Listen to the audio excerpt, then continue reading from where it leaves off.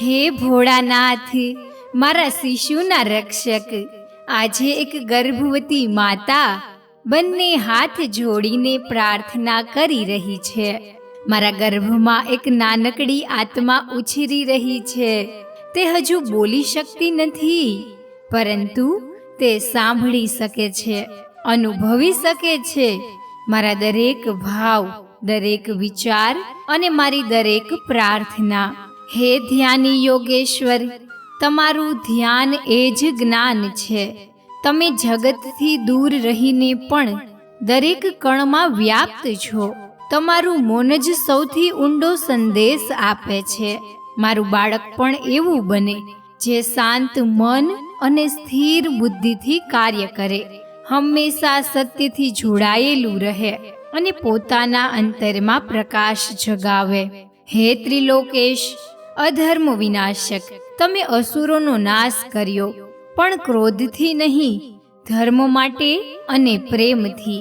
મારું બાળક પણ આવું જ સાહસી બને કે જે પાપ, અધર્મ, ભ્રષ્ટાચાર સામે મૌન ના રહે, પણ વિવેક અને સાહસથી તેનો સામનો કરે.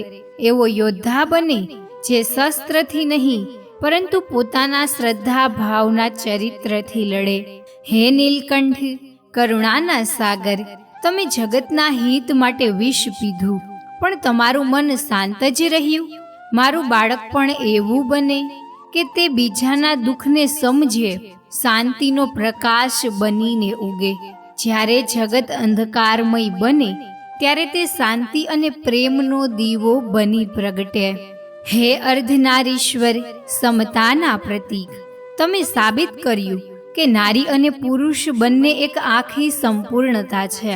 મારું બાળક પણ દરેક સ્ત્રીમાં માતૃત્વ, સૌમ્યતા અને પવિત્રતાના દર્શન કરે. ક્યારેય કોઈ સ્ત્રીનું મન ના દુખાવે, પણ હંમેશા માન, સંવેદના અને શ્રદ્ધાથી ભરપૂર હોય. હે મહાકાલ, સમયથી પર સ્થિરતાનો પાઠ આપનાર, તમારું દરેક રૂપ શાંત હોય કે રુદ્ર, એમ જ શીખવે છે કે પરિસ્થિતિ બદલાય, પણ આપણો ભાવ સ્થિર રહેવો જોઈએ. મારું બાળક પણ એવું બને કે તે સુખમાં અહંકાર ન ધરાવે, દુઃખમાં કદી તૂટે નહીં અને ધૈર્ય રાખે, વિશ્વાસથી દરેક પરિસ્થિતિનો સામનો કરે. હે નટરાજ, જીવનની લયના રાજા, તમે શીખવ્યું કે જીવન એક નૃત્ય છે. દરેક પરિવર્તન એ જીવનની એક ધૂન છે, અને એ ધૂન સાથે તાલ મેળવવાનું શીખવું જોઈએ. મારું બાળક પણ એવું બને કે તે પોતાનો રસ્તો જાતે બનાવે, અન્યની નકલ ના કરે અને સ્વનિર્ભર બને. હે કૈલાશવાસી, શાંત, સેવા અને કૃતજ્ઞતાના દેવ, તમે ક્યારેય દેખાવ નથી કર્યો, પણ સતત સેવા અને કરુણાથી જગતને આશીર્વાદ આપ્યા છે. મારું બાળક પણ એવું બને કે જે હૃદયથી સેવા કરે, દિલથી આભાર માણે અને કોઈના જીવનમાં પ્રકાશ લાવવાનું સાધન બને.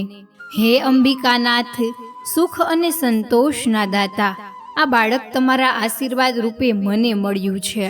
મારું બાળક સર્વગુણ સંપન્ન હોય, પણ અહંકાર વગર, જે મળ્યું છે તેનામાં સંતોષ રાખે અને બીજા સાથે વહેંચી શકે, કદી પોતાને બીજાથી શ્રેષ્ઠ ના માની. અને અંતે, હે વિશ્વનાથ, મારી અંતિમ પ્રાર્થના છે, મારા ગર્ભમાં જે દિવ્ય બાળક છે તેમાં તમારા સર્વ ગુણ જન્મે. એ માત્ર મારું બાળક જ નહીં, પરંતુ સમગ્ર જગત માટે આશીર્વાદ રૂપ બને. હે શિવશંભુ, મારા બાળકને તમારું અંશ બનાવો, મારું માતૃત્વ સફળ રહે, મારા ગર્ભને શાંત અને દિવ્ય બનાવો. ઓમ નમઃ શિવાય.